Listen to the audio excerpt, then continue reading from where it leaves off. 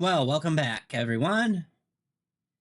So, ChickMcn, this is a response based off of him. He's what I would call very far right, sort of neo-fascism, neo-Nazism kind of domain. And I made a video about it was actually a little short story that I made that was inspired by some of the struggles that come along with having become disabled by a chronic pain condition, and some of the a lot of the struggles that come along with that, particularly surrounding the idea of poverty and poverty in America in general. And I guess he really took the narrative and ran with it, despite very, very meticulously repeating over and over again, it wasn't based on studies or facts or anything. In fact, it was even uploaded as entertainment. I am a dark artist. I tend to make art that is predicated on tragedy, the darker side of life, struggles, turmoil, melancholia, and even a lot of the macabre. That's something I've been doing before I even created this YouTube channel. And actually, I really wanted the YouTube channel to be more dedicated to dark art, or the poetry, short stories, and things that I write or have written. So that's really kind of what that video was, where I used some of the things that have occurred to me as an inspiration. Yes, I really do eat a bowl of ramen noodles a day. That just one. That is my diet, and that diet is to save on money, because I have been unemployed since I've become disabled. I've lost my insurance. Money's been rather tight. I think I've done really, really good, considering I've been subsisting off of my savings.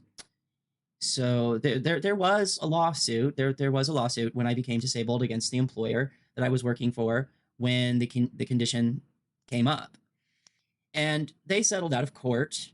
Now, nobody really knew what NTOS was, or that it was permanent, that it could cause permanent debilitation, permanent chronic pain, or that it would put me in this situation where I'm no longer able to work. And frankly, it's all very, very scary.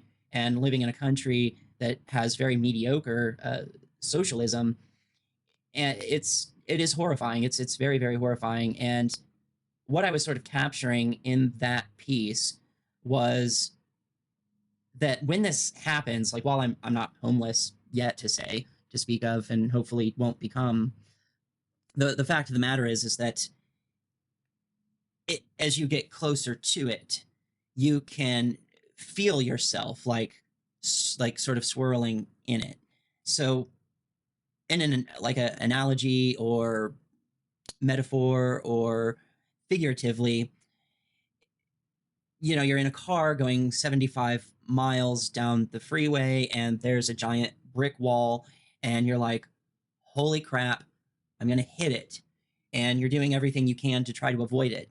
Everything in your power. You're struggling, you're fighting, you're doing everything humanly possible. And sometimes it just feels like no matter what you do, you're going to hit that wall no matter what you do. And it's a very, very horrifying event. So you sort of feel yourself like becoming homeless, and deeper into the pit of poverty, deeper into the pit towards homelessness. You feel it happening to you at a very alarming rate. I think it speaks volumes to my ability to be responsible, and that I have been living off of the savings. Like I said, some of that came from the lawsuit. Some of it came from a college fund that was set aside for my brother, who is now dead. So that was given to me as well. my grandmother sends me money for food, and that is what I use it for. It's not a whole lot of money, but and then my husband pays. He does not cover all the bills. Uh, he occasionally he will to sort of boost my what money I'm sitting on back up to where I've had it stagnate. So how it works is like, so the bills come in, everything's in my name, and I pay them, and then my husband will pay me to sort of boost me back up. Like, we'll just pay his half of the rent, his half of the bills, and most of the time, without any extra money, that will put me back up to the amount of money that have been stagnating at. I think that's a testament to my responsibility level and being good with managing money. And this is one of the reasons why a bowl of ramen noodles is a thing, is that is a way of trying to control finances and food intake. Now, there are days, because I mean, one bowl of ramen noodles, this is not a high level of nutrients. It's not healthy to try to subsist off of that. Occasionally I will have like a frozen pizza, or a can of soup, a bowl of soup, or maybe like a macaroni and cheese, like just a box of macaroni and cheese. Typically, though, I only eat once a day. That the reality on that, the only eating once a day, I've been doing that for a very long time. That's nothing new to me. That's probably why eating one bowl of ramen noodles a day might be easier for me than most people. And so I find this very interesting that ChickMcn, in a display of being human, actually came forward and said, like, that sucks. Nobody should be hungry like that. And said, if you put something out there to donate money, I'll donate money, like to help you get food. And that gesture did not go unnoticed or unappreciated. That was very cool. And despite the fact that he has a lot of political positions that would undermine my rights as a homosexual, which I really don't appreciate, one thing to keep in mind is that because of rights that were granted to the LGBTQ community, such as the right to get married now, this is one of the reasons I'm not homeless, is because I can have a husband and he can help take care of me. If it weren't for my husband, I would have absolutely have been on the streets by now. I would, for sure.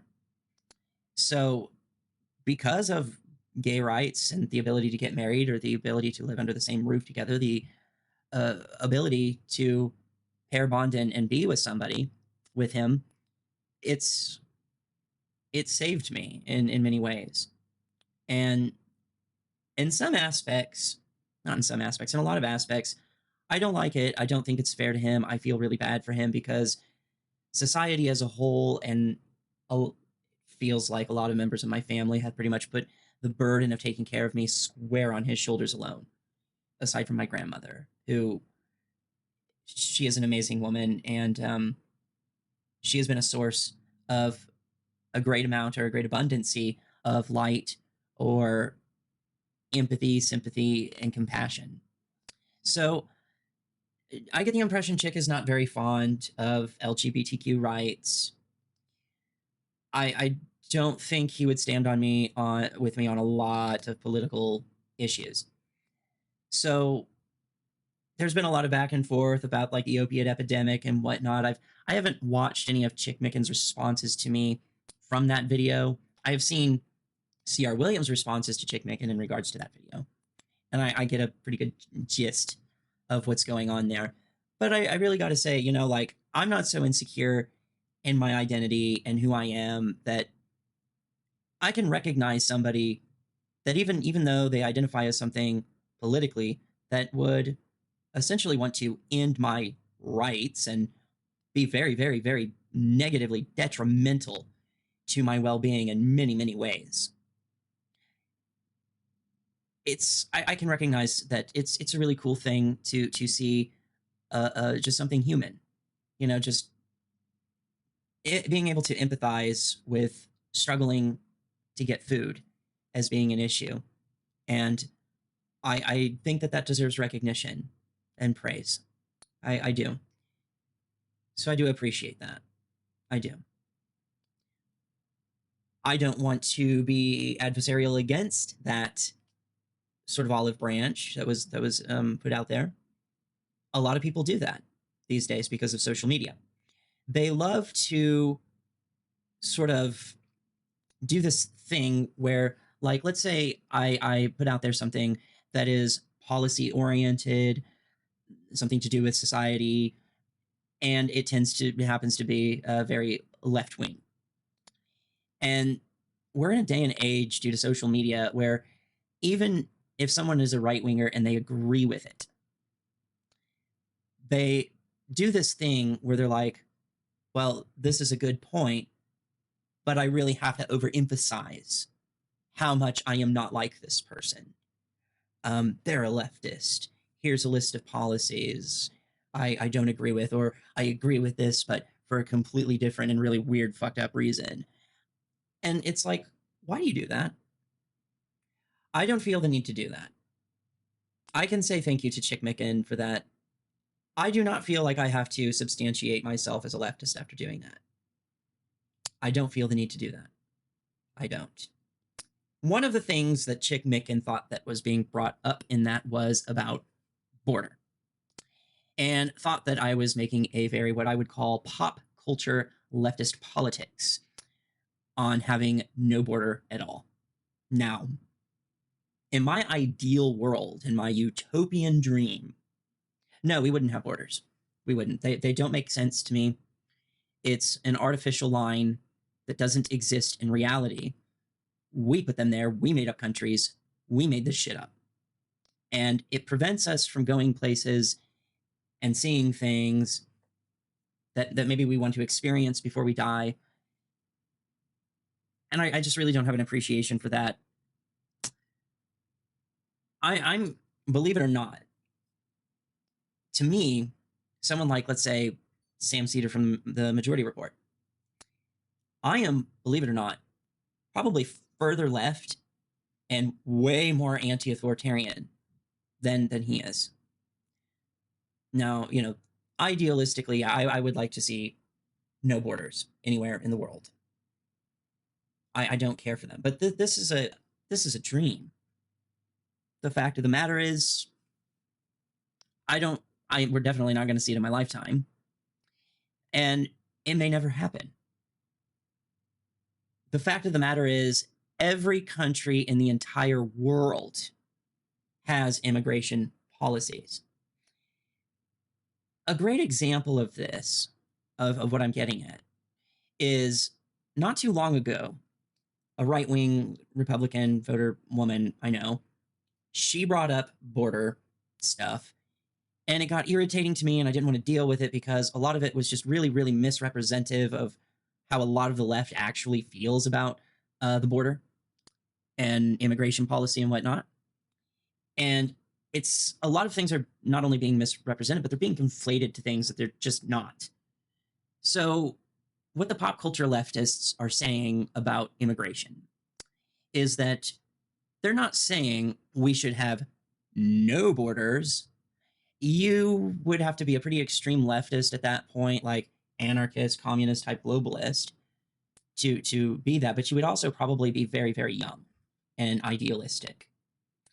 You know, I might have been that way when I was young, like 15 or something, when I was very, very, very into anarchism in a very serious way. But you know, you grow up and you have to work with what you got. Now, I don't always appreciate the culture and the society and the system, the government I was born into, but I'm stuck. I'm here. I got to work with what I got. What a lot of these pop culture leftists are talking about on the border is that what they want to see is an immigration policy that would allow for more people to come in and less really criminalization. Like it's they feel that the border restrictions are too strict and not enough due process, Western justice is being used in the process currently. That, I think, is more the issue. I don't think they're saying no border. I think they're saying that the way that the border is being operated right now is very, very dysfunctional. And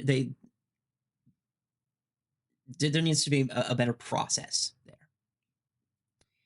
And I think a more rational approach on the right wing, on the Republican side to border, is that they want stricter border policies. So the left and the right don't agree on this. So the left wants more lenient border policies, not no border, just more lenient, for legal immigration.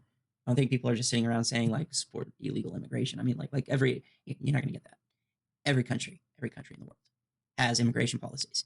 You can't just walk into any country you want and it's fine. No country operates that way. None. But so the left is saying we want more lenient border policies, not no border, but more lenient, and get some immigrants in there, make it so it's not illegal immigration, but legal immigration for a lot of people. Not everyone. A lot of people, but not everyone. And what the right, I think, is saying, the more rational position of the right wing is saying, is they want stricter border policies, that we're allowing too many people to come in. We need less people coming in. And they say that they only want people with really good education and stuff. Things that will boost our society, things that our society can take advantage of, essentially. And the left is saying, well, it doesn't really matter. I mean, they're going to help our society no matter what they do, even if they're just a somebody who works at McDonald's or maintenance guy or something, or even a doctor. To the left, it's like, it's not really different. Like if we have the room and we can do it, we have the resources, we have the ability with them, then we should. There's not really a whole lot of excuse other than just perceivably schism, racism. So, ChickMcn. Well, let me carry on. So this right wing, this Republican lady, she starts talking about the border, and she's mad because the United States government wants to come in and stop Texas from policing their own border. And, oh, that's authoritarian. We can't even police our border how we want to. They're going to tell us what to do. This is authoritarian. It's blah, blah, blah, blah, blah. And I'm just like, this is, you're not understanding something. See, the issue to me that made me so irritated about that is that you want stricter border policies. That's fine. I don't see an issue with that, especially if it doesn't revolve around racism. Like C.R. Williams wants stricter border policies. It has nothing to do with race, though. It has to do with economy. And my issue, though, is that, like, if you want stricter border policies, like more border patrol, patrolling border, I guess a stupid wall that we would inevitably have to pay for as taxpayers, or paying the border patrol more money so they're harder to, what's the word? So they can't be bought out, bribed, something of that effect. That's a rational position on arguing for stricter borders, is saying we need to do those things. There is a reason why you cannot just build a wall, though, across our borders. There's terrain there that this doesn't make sense. It's irrational. It's a very extreme reaction to, and bizarre and expensive. But that's the rational right wing position on tighter border control, is advocating for things like that. I'm not so sure the wall is very rational because of geography. It's, the wall is not a very good idea, really. It's not as plausible. The fact is there's going to be people that come over here illegally, and I mean that's just life. People do these things. It's life. So my issue with this woman saying it is what they are doing on the Texas border. The buoys with the chainsaw teeth and the razor wire. And as a result of that, American citizens and tourists that have died because of those, people crossing our border illegally dying because of those, one of them being a pregnant woman, a Border Patrol officer themselves dying from this. Our border is now littered with rotting corpses. My problem with this, that is not what a civilized country does. We're supposed to be a civilized country that predicates itself on due process and justice. That a punishment for a crime needs to fit the crime and not be cruel and unusual. So somebody crossing our border illegally, is that a crime? Yes. Yes, it is. is maiming the shit out of them with razor wire and chainsaw teeth and treating them like absolute pig shit, less than human. Is that civilized? Is that justice? Is that due process? No, it's not. I don't know that any other country does this today. Now, there are examples in collapsed governments over in Africa. I remember reading a news story about this back, I don't know how long, I think this was in like the 90s or the 80s or something. There was a journalist, I think, not sure if they came from the UK or from America, that was in Africa. And during, the government wasn't collapsed anymore, it got rebuilt. It might have even been Uganda under Amini or something like that. But this journalist was crossing a border, and as a means to keep people out of the border, or crossing the border, really keeping the thing that you have to think, you want the wall, you got to keep in mind, walls don't just keep people out, they keep us locked in, and that can be very scary. So that's another reason I don't like the wall. That's yuck. And another reason I don't like the wall and yuck, and almost sort of am okay with a little bit of illegal immigration, is because of what they are doing, not just to chronic pain patients, but like with the banning of opioid medications. But they're extending that. They're trying to ban some psychiatric medications. They have banned some like hormones, and the thing with that is hormones are not just used for people transitioning. I support the use of hormones for that, but that's not the only reason they're used. They're also used for people when they get older. Their hormone levels drop, and as a male, you may need testosterone when you get older, lest you grow real breasts. This happens. Males without their testosterone, when their testosterone drops, older males actually are known to grow breasts and can even lactate. But for a cis male who's older and has had this testosterone decline, if they don't get their testosterone back in their body, this significantly increases their risk of prostate cancer and testicular cancer, and even breast cancer. And in females, cis females, when they get older and their estrogen level drops, if they don't get their estrogen back in their body, this puts them at even greater risk of ovarian cysts and cancer, uterine cancer.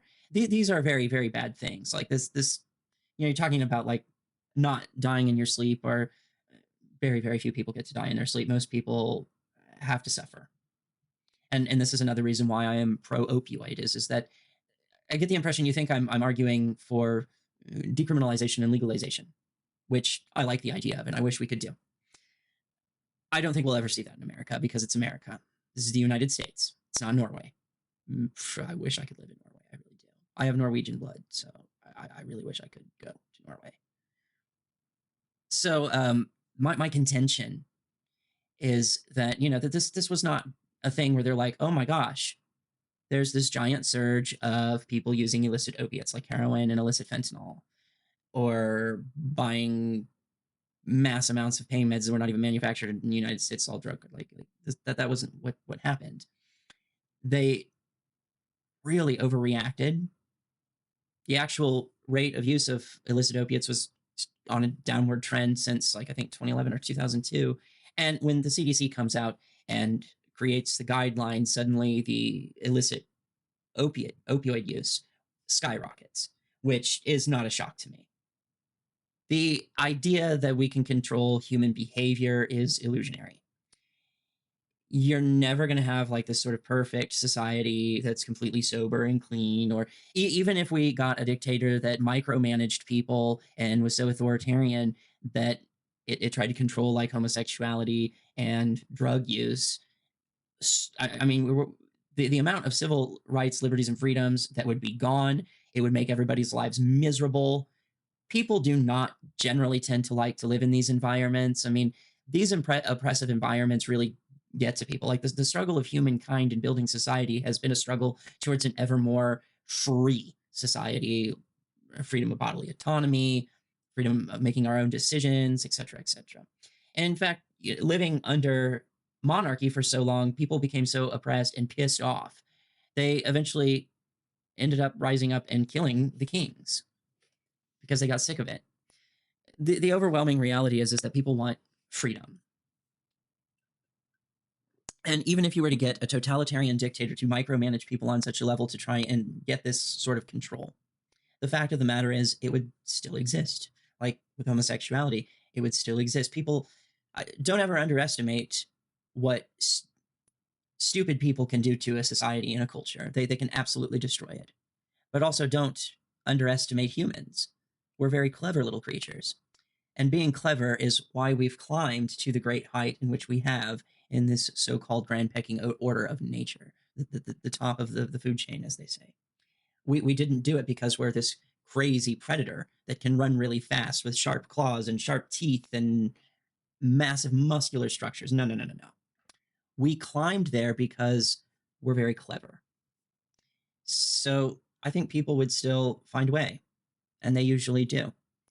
And when you're talking about chronic pain, a lot of people in chronic pain, especially if they become debilitated by it, especially in a system without any kind of social safety net to sort of keep you afloat and define what bottom of the barrel is, which I would love to have done. I want the bottom of the barrel defined.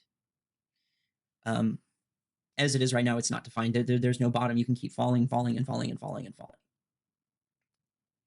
So even if we had a totalitarian, authoritarian government that micromanaged people and completely just assaulted civil liberties, freedoms and rights, and etc., say it's against homosexuality or even drug use, particularly surrounding opioids. Well, let's say you have a chronic pain patient in that society who's become disabled and they've lost quite a lot. I'll tell you the mindset that happens with this person. They've lost so much. They're kind of at the point where it's like, even if it's the death penalty, the idea is my life already sucks. I've already experienced much loss. I've lost quality of life. I've lost functionality. I'm in pain all the time. They get to a point where they say, I don't have much to lose. So then what it boils down to is they say to themselves, I don't really care if they kill me. Because the fact of the matter is that even if they self-medicate illegally, then they're getting a quality of life back for the short period of time that they have left in this life to enjoy just a little bit longer some things. And if they get caught and this totalitarian dictator through their micromanaging ways finds them and ensues the death penalty on them, it's like, well, at least I won't be in pain anymore. They really have the mindset, I have nothing left to lose, so who cares? If I die, I'm no longer in pain. If I break the law and treat my pain, I become a criminal, and maybe they'll do the death penalty, but at least the period of time that I go uncaught, I will have a better quality of life. And that's the thought process, and that's a very hard person to stop. And then all the people that come in contact with that person might get exposed, and thus the cycle continues. You just can't. The idea that we can control human behavior is illusionary. You can say homosexuality is illegal, death penalty if you do it, which used to be the case. Did that stop homosexuality? No, it didn't. It still continued. They just did it behind closed doors. This is where some of the highly promiscuous behavior within the gay community comes from. What they call tea parties. It was anonymous sex practices because when it was done anonymously, nobody could identify you as a homosexual and ruin your life. And you go back far enough, which really isn't that far, homosexuality was a death penalty. So it was just really important not to be caught. It didn't make it go away. It just made people go, oh no, it's not happening. And then behind closed doors, they're doing it anyway. It's illusionary. I don't think you can control human nature. I don't think you can. So back to this due process. So here's what I would say is that we're a civilized nation. And I have a higher expectation out of the United States than razor wire and chainsaw teeth on buoys that result in killing someone. Crossing the border illegally is a crime, but treating that crime with sort of a death penalty or maiming them to the point where they basically suffer to death or need very immediate medical attention is cruel and unusual. And in this perspective, the United States has sunk to a very low level beneath standard. So when a person does cross the border illegally, they have broken a crime. What you do in a civilized society is you utilize due process and justice. You arrest them, you deport them back to their country where they might possibly stand trial for that. And maybe that's a 6-year to a year jail sentence. Maybe, maybe not. Or maybe that jail sentence could be carried out over here. I mean, keep in mind, every time you put someone behind bars, that is taxpayer dollar if that is something that is concerning to you. What is not acceptable is what we are currently doing. We shouldn't be doing that to them. We should be arresting and deporting. That is what literally every other country does. And it's really kind of embarrassing that we have resorted to what we are currently doing. It's embarrassing. Most Americans, I would hope, would have a higher expectation of our behavior than that. And you have to keep in mind, when the state of Texas is doing that, the state of Texas is operating under the United States. So this gives the United States a very bad image. It gives us an image that we are just like that. This journalist story that I was talking about, the journalist tried to cross a border.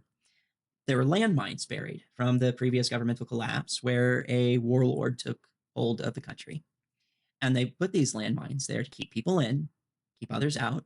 This journalist stepped on one and his legs blew off. And I think even to this day, Africa has like rats that they train to sniff out these landmines to get rid of them because they're dangerous. They're dangerous. But I mean, they don't even do this in Russia. Okay, like let that sink in. They don't do this in like China. They don't do it in Russia. They don't. I don't know that there is any country where it's like if you cross their border illegally, that it results in what we're currently doing. We are behaving like a third world country when we do this stuff. We're supposed to be better than that. Why aren't we arresting these people and deporting them? Why is our response violence? And why are we throwing due process and justice in the trash? That's my problem. If you want stricter border policies, I don't have an issue with that. That's a position. I may not agree with it, but that's a position. But if somebody's response to any issue is we have to hurt people, we have to kill people, the general immediate reaction to that should be this person is not stable. This is not a good leader. This is not somebody we want in charge of our state, our city, our country, and so on. If your only solution is like mass murder, torture, and hurting people, at that point, we are devolving into a third world country. We're not behaving like a first world country. We're not behaving like a Western nation. We are behaving like a third world country. And most Americans' expectations, most Americans have an expectation that America performs up here and tries to be better and above that. I mean, think about this. We don't even, sometimes it happens, usually because of resistance of arrest, but typically we don't even do this to someone who is a murderer here in the United States. Like, if somebody goes and does a mass shooting or something, the police might have to shoot them because they refuse to they refuse to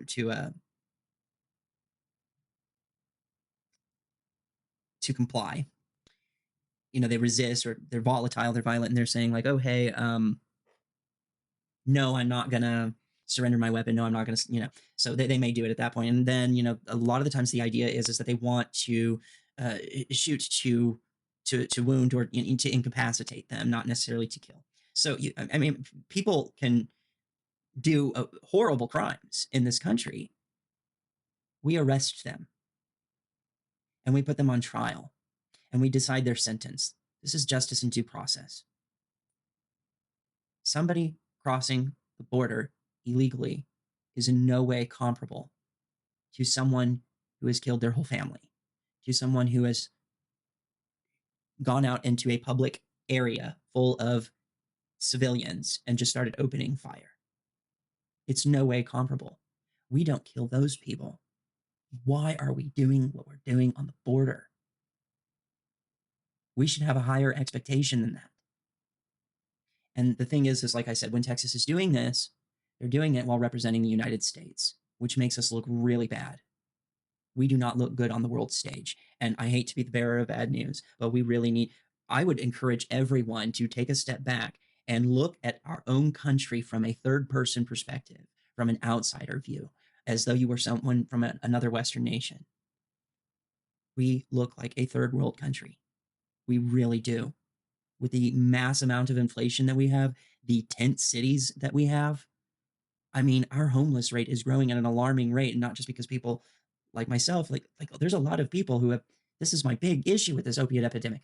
It has caused so many people with chronic pain, chronic illness, elderly people, not just to lose their medication, but to be medically abandoned. We are not number one in anything other than military power and debt.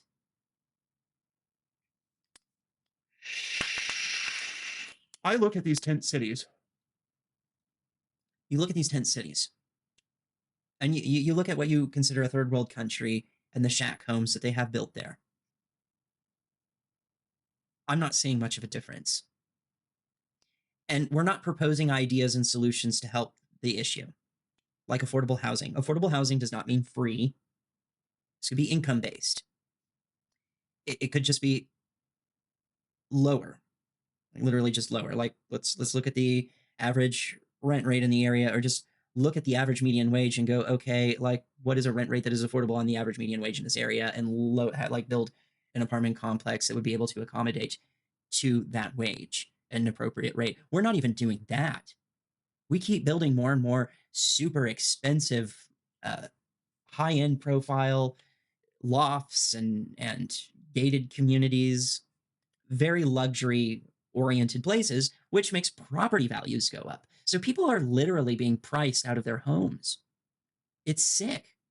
And the fact of the matter is if you support that going on, as far as I'm concerned, if you support someone who is pricing everybody, all these citizens, out of house and home, then you have no right to complain about the homeless population.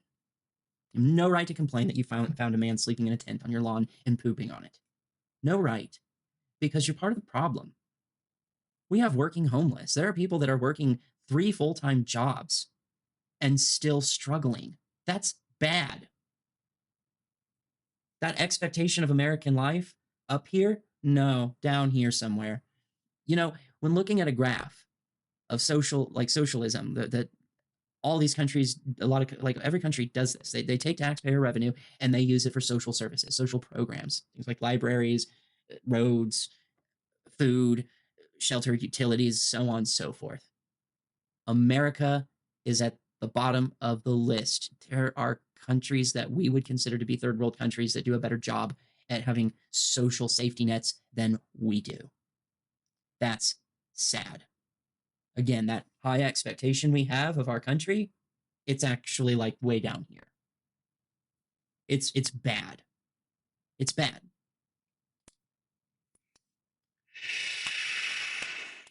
You know, and when companies come out and they go, oh, we're going to increase rent rates and rates of stuff by 46%, that's a real number, by the way. The rent rates where I live in the entire metropolitan area went up by 46%. Like it's like a whole bunch of different companies that own these rental properties. There were rental properties that stayed low because they were owned by private individuals, and the companies came in and bought those up, and now those have gone up too. People's rent doubled in a month, and it caused 300,000 people to become homeless. That doesn't mean they don't have a job. It's just literally like if you're making, let's say $14 an hour, rent rates have gone up so high where I live in 1 month across the board. This is not one company. This is multiple companies, every single one of them unilaterally did this at the same time. They just all happened to do it at the same time. Came up and said, let's increase rent by 46%. If you make something like $14, $15 an hour here, full time, you do not make enough money to find a place to live. There's nowhere. There's no apartment, no home where you would be able to afford rent, working full time even on $15 an hour. And that happened in 1 month, in the month of November of 2023. And there was a bill in the House. I don't know if it was the House or the Senate. I think it was the House, because it was presented by Biden and Kamala Harris, called the Renters' Rights Act. But it had language in there like rent control. Ooh, socialism. I really hate this ad hominem, and it's an ad hominem, to shut something down so quickly by saying socialism, done.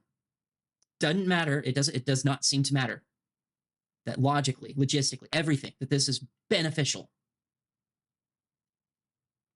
The entire population of the working class and middle class is going to benefit from this. It's not even going to hurt the companies. It's not going to hurt them. They can still raise rent rates, but they're basically saying, well, but we're going to keep it within a guideline so you don't price people out of their home. And the fact that no matter how much good it does for society, that somebody can step forward and say socialist, and it's done. It's dead in the water. That's really sad. That's sad. That is why ad hominems are a fallacy. There's no rational reason, like there's no explanation as to why specifically this specific act of socialism is bad. None. There is none. This wouldn't have even cost taxpayer money. That's really annoying. It wouldn't have cost taxpayer money. It would just be the government coming in and saying, we're not saying you can't raise rates because you want to make more profit. We're just saying that we're going to put a cap on how much you can do that. Because if we just let you increase it as much as you feel like, we're talking about homes. Okay, it's a different subject if you want to talk about liquid candy. That's what I call soda pop. Soda pop is liquid candy. I don't care if one can of liquid candy goes up to, let's say, $105. If Coca-Cola or Pepsi wants to charge $105 for one stinking can, I don't care. I don't care. I don't care. Nobody needs liquid candy. You want it, you desire it, you don't need it. You don't need liquid candy. But this is homes. This is what's keeping people from living on the street. And that got shot down by the Republican people in the House, which there are more Republicans. The Republicans have the House majority. So I think it's really interesting when they say, "Oh, the left has become really radical. They're taking over." Blah blah blah blah. That's very weird because the Republicans have the majority right now, like in public office, not the Democrats. And in the Democratic Party, not a single one of them identify as what you would call a far leftist like myself. Not a single one of them identify as a pure socialist or a communist or an anarchist. They don't even use the word libertarian socialist. The closest you're going to get is like Ilhan Omar or possibly Elizabeth Warren, maybe Alexandria Ocasio-Cortez, Bernie Sanders. And they don't even prescribe to those titles. They prescribe to the title of democratic socialist or democratic social, the mixed economy is what they advocate for, which is what every other Western nation does. And America already does. We just do it worse than anyone else in, like, well, not anyone else in the world. There are, and it's sad, a few countries that do it worse than us. Just a few. Literally just a few. There's a chart I saw of it, but I don't know where it went. I can't show it to you. I'd show it to you because, I mean, it's sad. So the expectation of America is like up here. But how America is functioning is way down here. No. I don't advocate for open borders. It's unrealistic. That is a fantasy. That is a pipe dream. I would like to see that. I think that would be really cool if borders went poof. I would like to see an end of all hierarchy. No gods, no king, no country. The only reason you would ever bow before someone is because you truly wanted to. And when you decide you don't want to do that, you have every right to stop. So my politics gets brought up. What are my politics? Because ChickMcn tells me he used to be an anarchist, which is weird to me. You go from anarchist to fascist. I don't know. So I thought what I would do here is so here's some song lyrics that sort of capture my political thoughts and feelings, and I think I'm highly misunderstood. I've been pretty consistent, as the opening video of my YouTube channel states. Undefined. I think I am a dying breed. My first instinct, sort of knee-jerk reaction, when someone tries to put me in a box or label me, is to say no, fuck you, and try to break the box or the label. It's just an old school sort of goth punk mentality, because to me, goth punk is not, it's not a fashion, it's not just a music genre, it's a state of mind, it's a way of life. But a lot of the times I look at the political system and I look at this dual binary sort of system, and I just kind of want to break it. And sometimes I struggle to really identify with really either side, because at the end of the day, like, I just really want to be left alone and do my own thing, and I can't. And I'm stuck dealing with it, and there's nothing I can do about it. So you're looking at the real McCoy. You know, I'm not just some pop culture anarchist that thinks it's a cute title that is mad at mommy and daddy or doesn't want to work. I mean, like, really, like, I really don't like any hierarchy. I don't want to answer to anyone. And that does tie back into the opiate stuff. And I will get into the opiate stuff because I think that there's an argument that's being missed in that. So I will leave links to these songs in the description if you are curious about gothic rock, goth punk. Would love to play it, but, you know, there's copyrights. A lot of these songs have been, the copyright has been taken by Orchard Records, sadly. So this is a song called Kings by Mephisto, Walz. Insinuous coil and heartless toil, insinuous course and armored force, in savage harms that yield to charms, in all these things are snakes like kings. On even rough and high enough, yet low folk roam their flanks as home, and wild things hunt them, hungry, gaunt. In all these things are snakes like kings.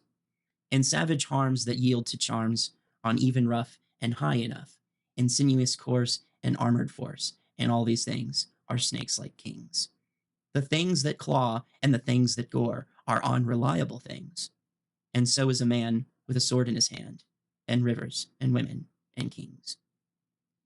It's saying there's no way you can win, that even the person who thinks they're self-righteous against the authoritarian pressure, they pick up the sword, they become one of the things that claw and gore, which are unreliable things.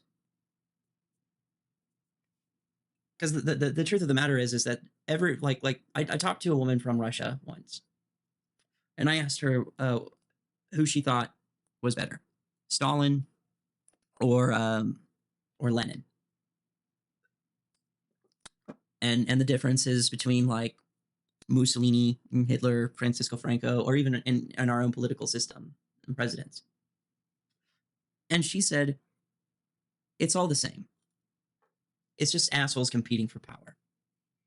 And I think this really captures that. And that's how I feel about it, is that, you know, I see whether right or left, you know, they see themselves as being the truth or the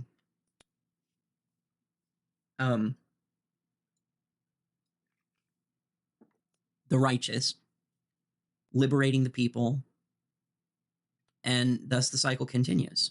They get rid of the king and they become the new king. And as it says, the things that claw and the things that gore are unreliable things. And so is a man with a sword in his hand, and rivers and women and kings. And there's this one, Black Tape for a Blue Girl. There's a lot to this song. But again, it's a very nihilist, cynical approach to political view of like, it's all crap. It's all crap. All of it. It's all crap. Autumn leaves blowing across my floor, windows broken out by the mean kids who live next door. And there she is. Well, not her exactly, but the box she likes to sleep in. She was so cute in a skinny kind of way. And they say, knock 3 times on your coffin if you want my love. Twice on the pipe if the answer is no. She put up with all the taunts, all the nasty things they'd say. She'd smile and pretend to ignore them, but she stored it all away. Don't blame me, don't blame me. They drove her round the bend. She was so cute in a why don't you get out and see the sun kind of way. And they say, knock 3 times on your coffin if you want my love. Twice on the pipe if the answer is no. The world grew dark. Insane men ruled. Our stomachs kept on grumbling. But we had fun. We danced a lot, if you don't count all the stumbling. She was so cute in a why don't you put some meat on those bones kind of way. Kind of way. Kind of way is not much more than the mice and skeletons that run across my floor. The mice and skeletons that run and dance across my floor. Knock 3 times on your coffin if you want my love. But the main part that really sticks out to me, is he's painting this picture of like abstain poverty and living a very bizarre and strange sort of life. The world grew dark, insane men ruled, our stomachs kept on grumbling. So like, doesn't really specify who the person is ruling. They're all insane. They're all just assholes competing for power. But we had fun. We danced a lot if you don't count all the stumbling. You ignore it. I don't care who's in charge. I don't care what they say. I'm going to live my life and do what I need to do to enjoy it. Because it's really weird how the only hell that exists is the hell that we create here for ourselves. This is the way that I see it. You only have one shot at this. There's no heaven, there's no hell, there's no afterlife. And the only shot you get at life is a hell that we created for ourselves.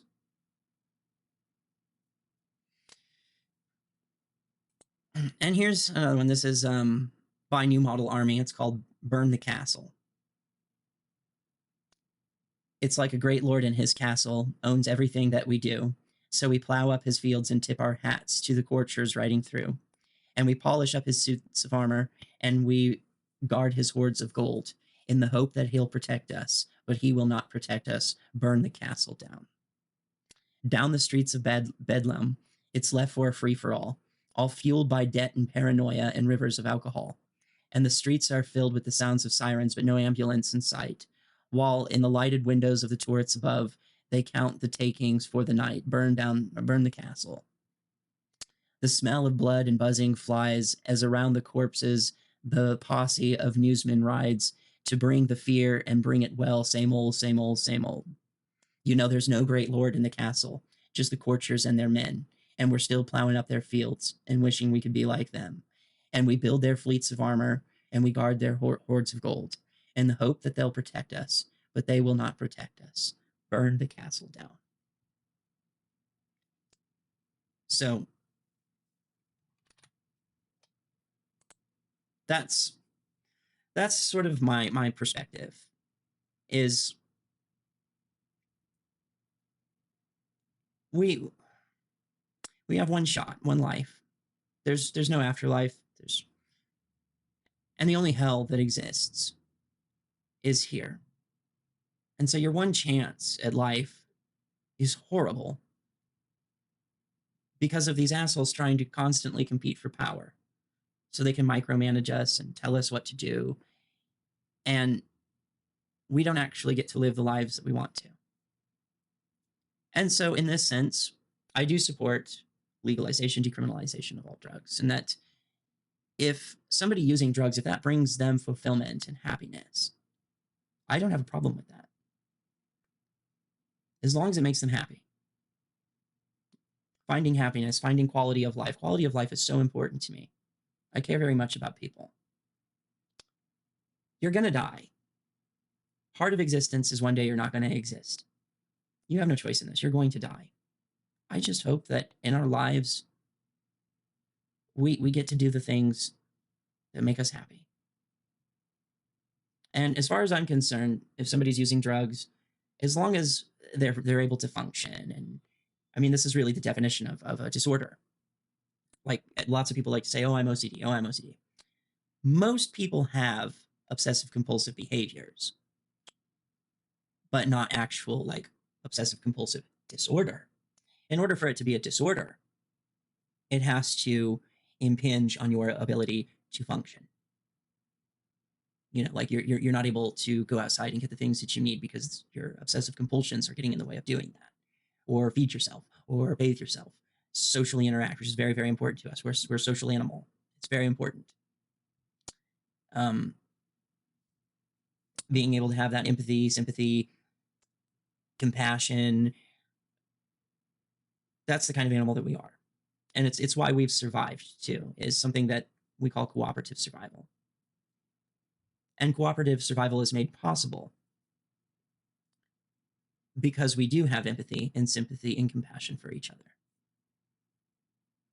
But quality of life is very important, and that is very subjectively defined. If quality of life for you is sitting around a fire with a Bible and reading it, and quite frankly, living a life that I would find very boring, but if that's quality of life for you, then yeah, I think you should do that. The problem is when you think that your quality of life has to be mine or everyone else's. That's a problem, because your quality of life may cause me great distress and depression. And I'm not happy. It's not giving me quality of life. It's actually doing the opposite. And so I don't think that it's my right. I don't think it's anyone's right to micromanage people so much, to start coming into our homes and knocking substances out of our hands, saying, no, you can't do that, when they're happy. Like I said, as long as they can function. Now, if they're doing a substance to the point where they can't pay their bills, or they can't take care of themselves, or take care of their children, or take care of their loved ones, or be socially involved, then yeah, that's what we're talking about disorder then. Like I said, that's the difference. Like, everybody experiences panic and anxiety, but most people don't have the disorder. So while most people have panic and anxiety, usually due to pretty rational outside stimulus that causes it, they tend to think that just because they experience panic and anxiety that they have a disorder. And this is where I think overprescribing occurs with medications for generalized panic and anxiety disorder. But the thing is like, then you have people who do actually have a disorder, where, like, let's say they have 5 panic attacks a day, where no outside stimulus is there to provoke it. And they flop around on the floor like a fish out of water. They lose the ability to communicate. They're constantly having this feeling of impending doom and terror, like they're going to die. This is essentially making it to where they can't work, they can't socialize, they can't take care of themselves. It's impeding their ability to function. It's a disorder. That's a disorder.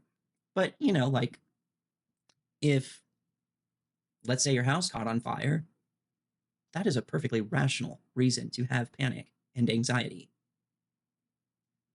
You know, like, if a loved one dies, that's a perfectly rational reason to be sad and depressed.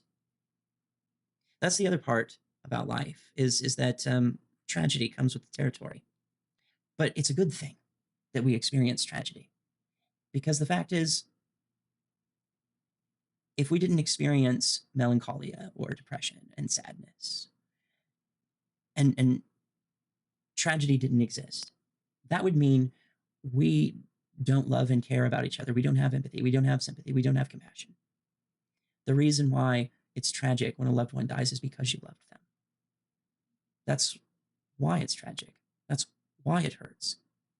But that's a good thing, because that means that we care. If you didn't care, it wouldn't cause sadness, and thus it wouldn't be tragic.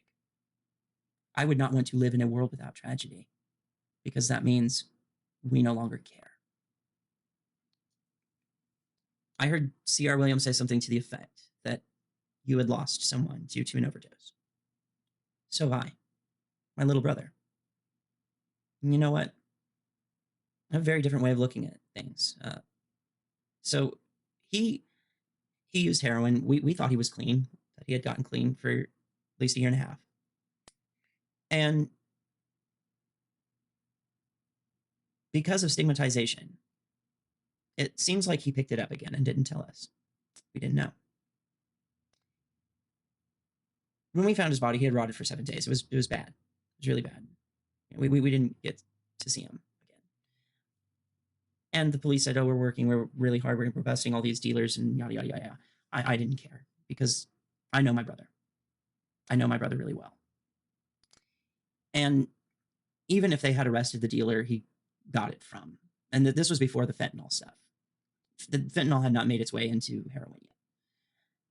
I think what happened was he was clean for a really long time and then decided to use again and went to a dose that he was familiar with, not calculating for the fact that his tolerance had dropped and it killed him. I also think it probably had to do with mixing drugs that don't mix, because he also had methamphetamines in his system. Mixing uppers and downers is very dangerous by itself.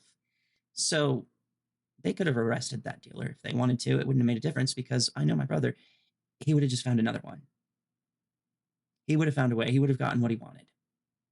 It wouldn't make a difference. And my brother told me before, he said if he ever OD'd, he would never go to the ER. And I said, why not? He said because he didn't want to go back to jail. So this is what the laws do. My understanding. The only reason he didn't get help is because he didn't want to be prosecuted. If that fear was not there, he may still be alive today because he may have gone to the ER. He very well may still be alive. The bottom line, too, is this.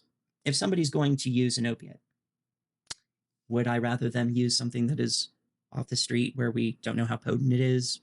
We have no idea what's in it. It could be contaminated with fentanyl. It could be contaminated with sleeping pills. It could be contaminated with anthrax, for all we know.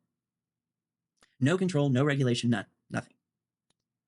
Or would I have rather him do an opiate that came from the medical community, where not only do we know that there's no contaminants like fentanyl or sleeping pills or whatever, we even know the milligram dose because it's controlled and regulated very, very heavily by the FDA. There's a very high standard for these opioids from the medical community.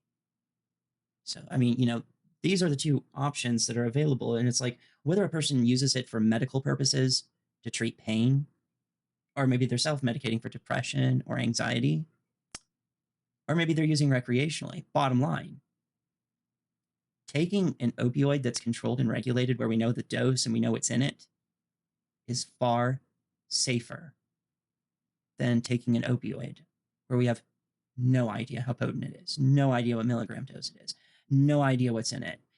Maybe it has fentanyl in it. Maybe it has anthrax. Maybe it has codeine in it. You can't inject codeine. You can't. It has a molecular structure that will cause an embolism. You cannot inject codeine. So the bottom line is that if he had access to a controlled and regulated supply, again, he may still be alive today. And I could sit there and spend my time blaming heroin. It's all heroin's fault. It's all heroin's fault. It's all heroin's fault. The fact of the matter is, heroin is inanimate. It does not have a thought process. It did not jump into my brother's system. He is not gravitated towards it like a magnet.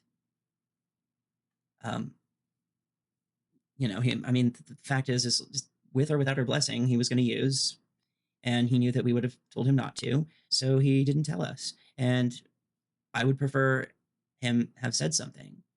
You know, I would much rather prefer him be alive and addicted, because there's always a chance for someone to get clean. I know somebody who is using heroin for 40 years, and they've been clean now for 2 years, but they were using for 40 years. Well, they're getting clean now. So there's always time to do that. As long as you're alive, you can always get clean. You know what we cannot fix? Death. And the fact of the matter is that my brother made a decision. He made a decision, and it cost him his life, sadly.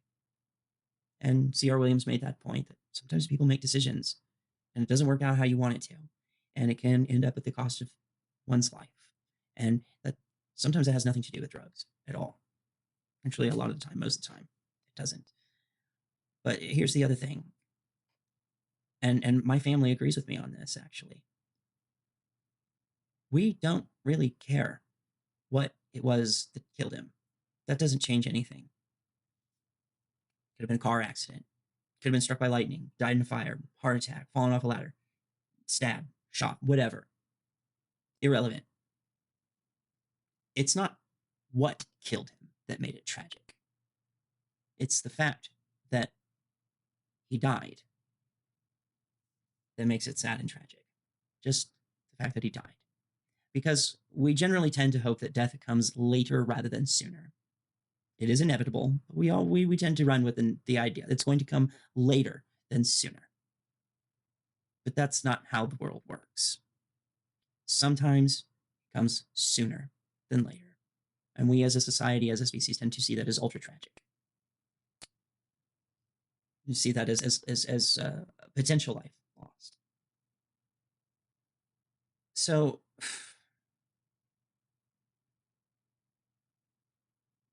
it doesn't matter if it was what killed him. It doesn't matter. I'm not mad at heroin. I'm not mad at the guy who sold it to him. I'm not even mad at my brother for making the decision to do what he did. How he died is irrelevant. It's just sad because he was 21 years old and he died. What killed him is irrelevant to us. We really don't care. We would feel the same way if he was hit by a car. We would feel the same way if he was stabbed, if he was shot, if he fell off a ladder, if he was struck by lightning, if he had a heart attack, if he died in a fire. It doesn't matter. He was young and he died. And that's sad. And it's tragic. What the cause of that early death was, completely irrelevant. And you're never going to have a world where that doesn't happen. Because people do get hit by cars. People do get stabbed. People do get shot. People do fall off ladders. People do die in fires. People get struck by lightning, but it's very rare. The point is that he died at a young age. That's what made it sad and tragic. The fact that he died because he used too much heroin in conjunction with methamphetamine is not what makes it tragic. Not at all. It's the fact that he was young and he died. That's what made it tragic. And I also look at it this way. Because he OD'd on the opiate, on the heroin, he got to die in a way that most of us don't. He got to die doing something that he loved. And the nature of heroin overdose is that one will drift in and out of consciousness. They're nodding off. Eventually, the nature of heroin overdose is you go to sleep. It suppresses your breathing. You die. So from the person's perspective, what happens is you go to sleep and you don't wake up. He died doing something that he enjoyed, and he died in a way most of us hope we die, which is in our sleep. In that way, he's very privileged. I hope that I get to die in my sleep. And if I don't, I damn well want to make sure that we get rid of this ban on opioid medications. Because I do not want to be aware of my death. I don't. I have thanatophobia. It's a trigger for my generalized panic and anxiety disorder. It sends me into a really bad panic attack. So I really hope on my deathbed that this ban on opioid medications stops. Because the thing is that when they did this, they weren't just talking about illicit. They came in and they removed medications. Meds. And they say, oh, well, we didn't use opiates to treat pain until the 90s because Purdue Pharma said it was okay with this OxyContin. No, that's not true. That's a lie. I have physical evidence. I collect antiques. I have antique medical bottles. And they date back as far as the early 1800s and as early as the 1970s.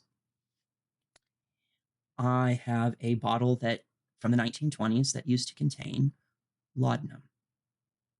And it was prescribed to somebody for sore throat. I have a lot of bottles of opiate medications for various chronic pain conditions. 1920s, 1930s, 40s, 50s, 60s, 70s. And they're codeine. So really, it's the other way around. Your main treatment for pain was your anti-inflammatories, which is ibuprofen and steroids. You have your muscle relaxers, and you have acetaminophen, Tylenol. If those work to mitigate pain in the past, the doctors would have said, okay, stick with that. If that works, if the acetaminophen, if muscle relaxers, if an anti-inflammatory, whether it's non-steroidal or steroidal, if that works for you, that's great. But when it comes to someone like me with a chronic pain condition like I have, with like 5 compressed nerve trunks from my cervical spine vertebrae that have caused my arm to literally shrink, the only thing we had access to, the only real true analgesic known to mankind, we really understand, is opiates. And the go-to was codeine. They would reserve morphine for end-of-life care, cancer, something like that. Like, you're dying. That's morphine. That's the morphine, heroin side. Chronic pain, codeine. Codeine's a pretty good drug to use for that because it's a pretty powerful painkiller. It's hard to abuse. It has a short half-life, lasts 4 hours. Withdrawals typically last 3 days. It's a pretty good medication to use for that, honestly. Pretty good policy to do, because you can't inject codeine. You can't do it. Codeine is not injectable. Like I said, it's got a molecular structure that will give you an embolism if you try. So this is not something that's easy to abuse. So it's a pretty safe opiate, really. And then, the morphine, the stronger stuff, morphine, hydromorphone, dilaudid, including heroin's in that sort of category. They wouldn't have brought that out in the medical community unless end of life kind of thing. Like, you're fucked. You're really fucked here. But that's a pretty good policy. So we didn't start prescribing something else for pain until the 90s, upon the development of Neurontin, which is a gabapentinoid. So when they say, oh, we didn't prescribe opiates for pain, for chronic pain until the 90s, no. We didn't stop prescribing opioids for chronic pain until the 90s with the advent of gabapentinoids. Got it backwards. There's only 2 true painkillers, and true painkiller meaning they block pain receptors, and opiates have been around for a long time. It's the oldest prescribed medication. We have stone tablets from talking about using opiates for pain. We even sell an opiate over the counter. It's not strong enough to break the blood-brain barrier, so you don't get high off of it. You might more commonly know it as an anti-diarrheal medication called Imodium. Opium, Imodium. Imodium is utilizing the anti-diarrheal properties of the opiate poppy. And they've isolated the isotope somehow, did something using chemistry to make it so you could consume this opiate, and it would not break the blood-brain barrier. So you're not going to get high off of it. And we sell this over the counter. It's very effective anti-diarrheal medication. There might be a possibility of becoming chemically dependent on that, but not in the sense of of opiates that we use for pain. The chemical dependency that might come from the use of Imodium would come in the form of your body becomes dependent on it for a solid bowel movement. But chemical dependency is not unique to opiates or opioids, not at all. Tons of medications have that quality, including gabapentinoids. Actually, if you just abruptly stop taking gabapentinoids, it can kill you. You can have a grand mal seizure and die. A lot of diuretics produce chemical dependency. Pretty much every single psychiatric med available produces chemical dependency. Caffeine causes chemical dependency. It's not something unique to opioids. Not at all. So this is the other thing, too, that I know for a fact that it's a lie, is here in the United States, we sold cough syrup with codeine in it over the counter in the 80s and early 90s. That's in my lifetime. Over the counter, no prescription needed. They did make you sign a piece of paper, like how we do with certain cold medicines or allergy medicines containing pseudoephedrine or ephedrine-like products. It's technically over the counter, but you have to get it from the pharmacist, and you have to sign a piece of paper, and they only allow you to have so much. They did that with cough syrup with codeine through the 80s into the very early 90s when they stopped. So this idea that we have not used opioids for chronic pain until Purdue Pharma is bullshit. The only other true painkiller known to humankind, actual analgesic, blocks pain receptors in the brain, and opiates have been around for a very, very long time. We've had plenty of opportunity for botanists, biochemists, chemists to study this. We know so much about it and how it works, how it functions, that a biochemist could explain to you why it constipates you, why it creates chemical dependency, why when you stop taking it, the withdrawal symptoms are hot and cold flashes and sweats. They can explain it to, like, exactly what is going on biochemically in your body to produce this. It has been around for so long. We have had ample amounts of opportunity to study it. It is not a mystery plant to us. Gabapentinoids are a mystery chemical to us. We don't fully understand what GABA does in our body. What we have been discovering more and more about it is that it allows parts of our brain to communicate with other parts of our brain. And the GABA, that there's these calcium gateways that your brain uses to send neurochemical and neuroelectric signals across. And GABA makes those calcium gateways non-conductive so that your brain can no longer send these signals across that gateway, and then causes literal brain damage. We have been finding cases of people taking gabapentinoids even short term that have caused mass memory loss, leading to dementia and Alzheimer's and literal brain damage. And it can give you an actual seizure disorder. We don't really know much about gabapentin. When it was tested, it was made by a pharmaceutical company, not a medical college that developed this. Okay, the gabapentin was not properly tested. It was invented by a pharmaceutical company, and the only testing that was done was on rat fetuses. There was almost no patient testing at all upon its release. Free market capitalism is great, isn't it? So, very profit incentivized, and not a lot of research. They did not do test groups, and they should have. That medication was not even originally meant for pain. And the reason how gabapentin works with pain is that it's making it so your brain can't communicate with itself. So you're still in pain, but the messages aren't, it's not blocking pain signals. It's actually slowing your brain's ability to function. That's horrible. That's how it works. It was originally developed for seizure disorders because in the seizure, the brain gets all like really, the neuro chemicals or neuroelectric signals go haywire. And so slowing the conductivity of the calcium gateways down would actually be beneficial for somebody with seizure disorder because it would prevent them from having a seizure. Well, oops, turns out if you take it and you don't have a seizure disorder, you can develop one. Oops. Oopsie. Yeah, this is all true. You can go look it up. It's true. So part of the issue with this opiate stuff is I would love to be able to go to my doctor and have them prescribe me a pain medication. I would love to do that. That would be ideal.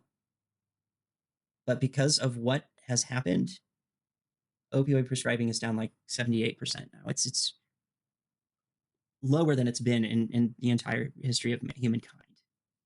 They have opiate-free surgeries, opiate-free amputations, opiate-free hospitals, opiate-free end-of-life care. That's insane. That's sick. I have pictures on my computer of people suffering like from this. Like there's a picture I have of a guy who's bedbound. He's stuck in a bed. They took his opioids away, and the excuse that was given was, well, it's not going to improve his functionality, so why give it to him? Well, how about because a pain level of 5 is better than a pain level of 10? And God forbid to give him some sense of euphoria, he's stuck in bed. Since the guy has been taken off of his opioid medications, his medications have been taken away from him, forcing him into withdrawal that he didn't want to go into. He's now laying in bed, and he wants to die, and he can't. They won't let him. They won't euthanize. He can't do it himself. He is bedbound. He's stuck. And his pain level has gone from 5 to 10, and there's not a goddamn thing he can do about it. He's just suffering. That is cruel. It is unusual. And I would dare to say that it's torture. When they started conflating opioid medications with illicit opioids, it gave those who are drug users and those who are chronic pain patients a common interest and a common goal: a safe supply. Chronic pain patients are saying, we need our pain meds back. Chronic pain patient suicide rates have gone up 700%. There are veterans and people blowing their brains out in the parking lots of pharmacies and the VA. There are chronic pain patients. This is one of the I hate it when they call them heroin pills. If you have somebody that's been on Oxycontin for like 30 years, let's say they're on 30 milligrams, they've been on it for 30 years to treat a chronic pain condition, then these opiate guidelines come out and they just rip the rug out from underneath their feet, right? So he's been forced to withdraw, and Oxycontin happens to be a morphine-based opioid, so that's a week's worth of withdrawal. Hot, cold flashes, sweats, possibly diarrhea, and a resurgence of very severe pain. So this is a problem with the lie, though, and they know what they're doing. They know it's not the same as heroin. They know that. When I have heard Caleb Alexander, who is an epidemiologist with the Cato Institution that worked with Mike Bloomberg and all that, when I heard him talk, he said, I've looked at the molecular structure of heroin and Oxycontin, and they are almost identical. Well, right there, he's banking on people not knowing this, but saying that a molecular structure is almost identical means very little. Any chemist could tell you this, that the moment you, like, even if you have two molecular structures that are pretty much the same, they've got all the same elements in them. But if you take one, like a function group, and just move it on the molecular structure, you've changed how that interacts with the body. It can completely change the outcome of what that molecular substance does. It could even, from a function group to a non-function group, you could literally change a molecular structure into something that's not deadly to something that's deadly just by changing one thing. So being almost identical means it's different. The fact that they look very similar, well, that's not surprising. They're both opioids. They probably do look very similar, but the fact that there's a difference in the molecular structure at all tells you right away there's a difference. And so they know what they're doing. So calling them heroin pills, I mean, that's just a cute way of stigmatizing and getting people to associate. So we go back to this guy who was on Oxycontin for 30 years on 30 milligrams, just to keep things simple. So that's very little titration. So going up in dose, that's very little, which you find to be actually quite common, because you can taper down to lower your tolerance to go back up. You can do this. You can also switch between an analog, an opioid, and an opiate, and that can also keep your tolerance down. There are ways to do it, and doctors are very skilled at doing that too. Every doctor is trained to sort of do this. They know how to do it. So this guy is now off his pain meds, and then he believes all the bullshit. Like, oh, opioids were just placebo. I'm just going to work through it. It's all in my head. I'm going to meditate. I'm going to do blah, blah, blah, blah, blah. And goes for a year and a half, 2 years without any medication managing his pain, and then just gets to this breaking point of like, it's not working. I'm falling behind. I can't take care of myself anymore. My hygiene is failing. I can't take a shower every day. I can't brush my teeth every day. I'm running late on paying bills. I'm less functional. I'm losing quality of life. I need to go back on pain meds. And he can't get them. But then starts thinking, oh, but like they kept calling him this. It's the same thing as heroin, right? Maybe the government's just lying to me about how bad heroin is, like they did with weed and LSD and mushrooms. So I should be able to go out there and do heroin. And being that he took 30 milligrams of Oxycontin, thinking like, even though my tolerance is down, I could take a 30 milligram Oxycontin. I'd be high as a kite, but I don't think it would kill me. And the problem is, heroin is not like Oxycontin. It's much stronger. So he goes out there and he buys a quarter of a gram, roughly $20. He may not know that $20 worth of heroin is enough to kill somebody who doesn't have a tolerance to opiates. That'll flat fucking kill you. Yeah. So while he's sitting there thinking 30 milligrams of Oxycontin, even though I haven't taken it in a long time, they make me high as a kite, but it's not going to kill him because he's familiar, he's taken it, and he knows it's not going to kill him. Well, heroin. $20 worth of heroin in one sitting is enough to kill you, even if your tolerance is down, like, especially when your tolerance is down. Even if your tolerance isn't down, that could kill a human. That's a lot. He may not know that in the world of heroin on the street, you could get the same exact amount of heroin, and here's $20 worth of heroin, and this is more potent than this $20 worth of heroin, which is less potent. This is darker, and this is, and he may not know. He may not know you don't do the whole $20. You take a tiny little piece. He may not know this stuff, but the fact of the matter is that once, regardless if he smokes it or injects it, there's a high probability at that point that he's going to die from an overdose. Because guess what? No. Hydrocodone, Vicodin, Tramadol, Percocet, Oxycontin, morphine tablets, They're not the same thing as heroin. They're not. And especially if it gets heroin that's laced with fentanyl, oh my God, that stuff is going to be powerful. It'll kill them. Gone. That's the problem with lying about that. It's not the same thing. Chronic pain patients want their pain meds back. And the people on the street using heroin, they stand to gain from that because that's a safe supply that's back in the society. Where a lot of heroin addicts will use pain meds to help them with withdrawals. And just to illustrate to you just how different OxyContin and heroin is, there's a heroin addict I know that he's a horrible piece of shit human being. He's a sociopath and a habitual liar, and he's played the system to his benefit, and he's just a terrible piece of shit. He shares a lot of political ideology with ChickMcn, actually, if ChickMcn's still watching this. Quite a lot. Yeah, but this guy, you know, he pretended to be he is a chronic pain patient, but he blew it way out of proportion.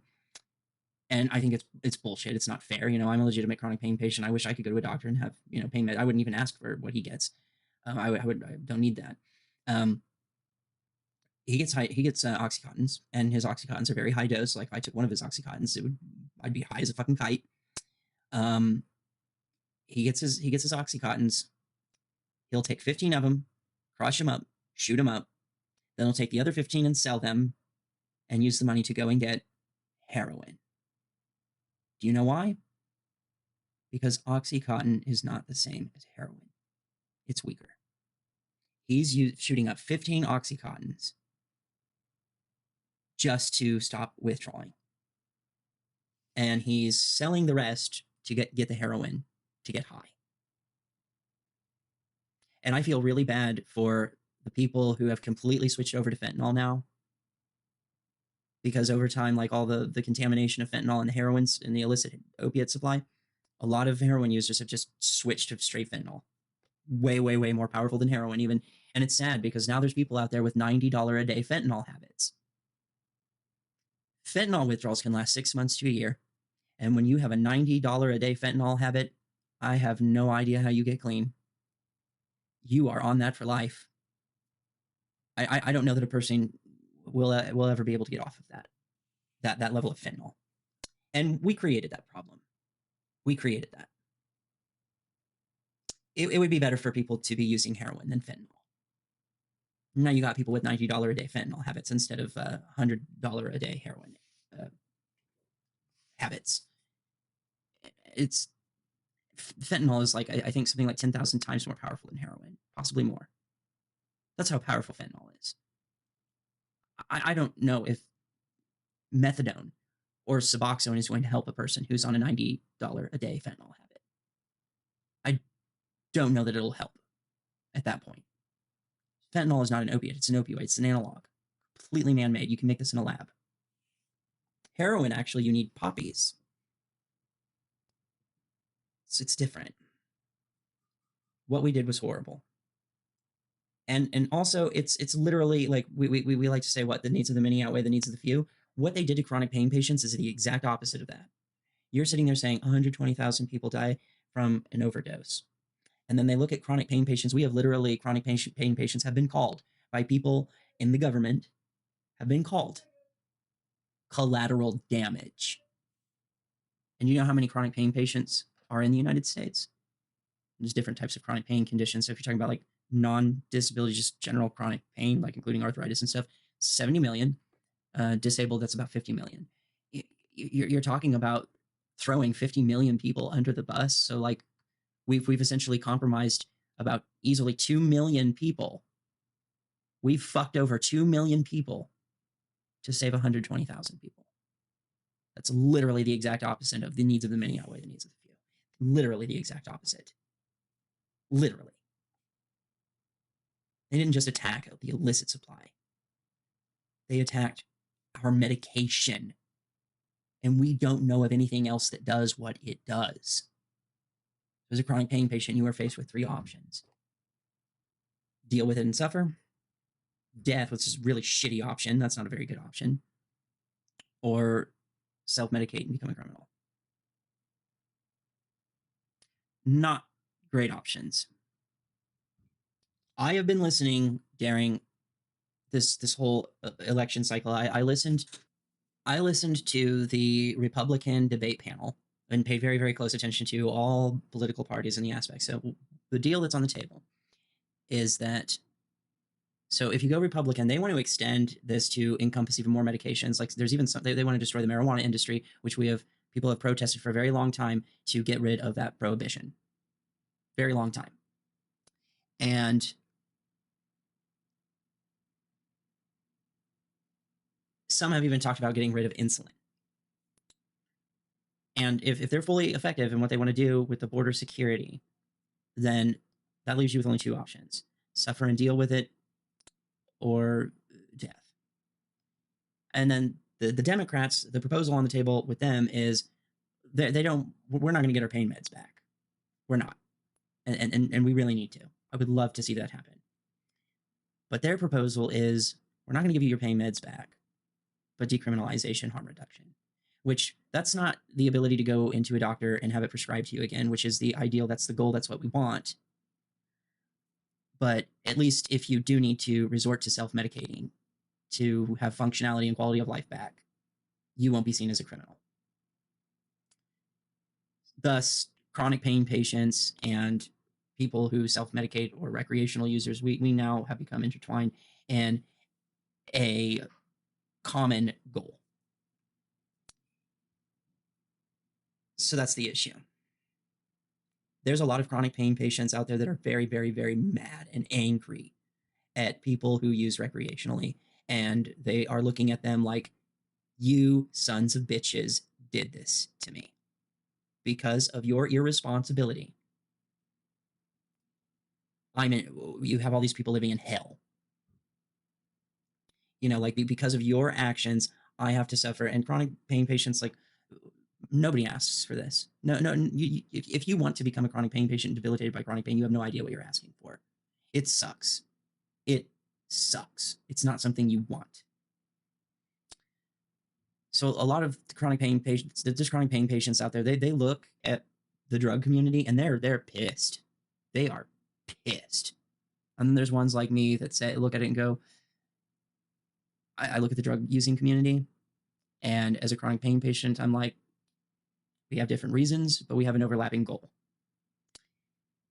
And because the government started conflating pain meds with illicit opiates, you had controlled and regulated now being conflated with illicit. It's really kind of knocked us into this. It's really like it doesn't matter anymore if you're needing it for recreational or self-medication. The underlying issue is that you've got a lot of people out there with untreated medical need, and that's fucked up. So if you think that I'm just sitting here saying, like, I mean, in the most extreme example, it's like, yes, I would like to be like Norway, but really the big goal is that of anything, why on earth did you attack medications? These are life-altering medications for a lot of people, and they've been taken away. And it's caused people to basically lose their lives.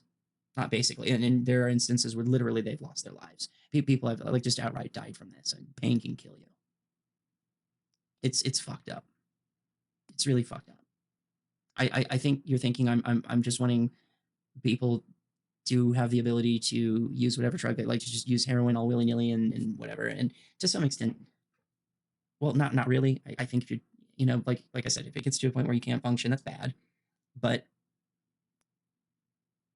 I would probably stop talking about this issue if chronic pain patients had access to their pain meds again. Then I would stop talking about this. So this is a chronic pain patient who's been medically abandoned. This sucks. This sucks. It's loss. There's a lot of stuff I can't do anymore. Like this. The only way that I can play this anymore is if I self-medicate.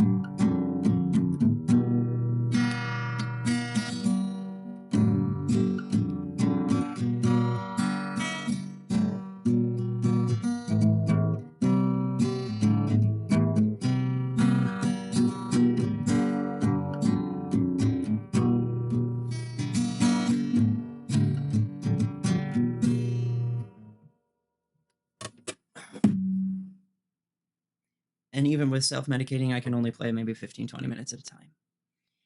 If I did not have the ability to self-medicate, and I really don't want to be doing that, the only way I was able to do that is because of self-medicating.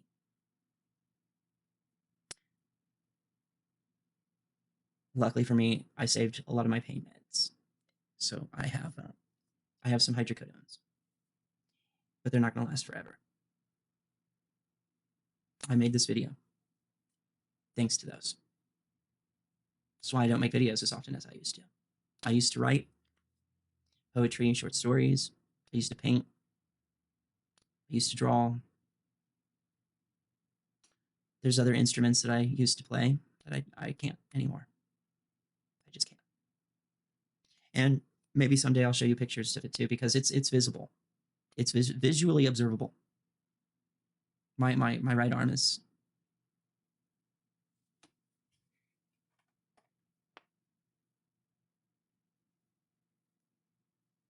stuck like this.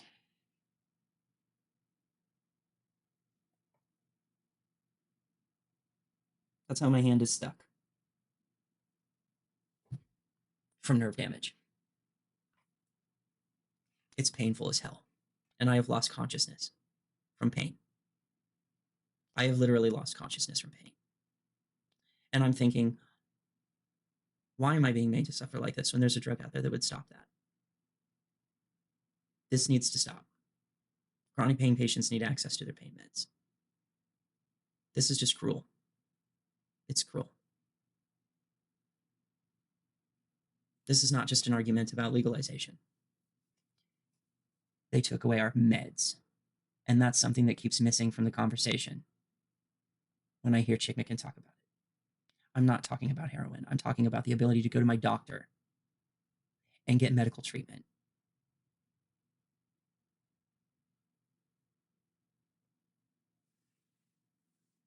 And when I don't take anything for pain,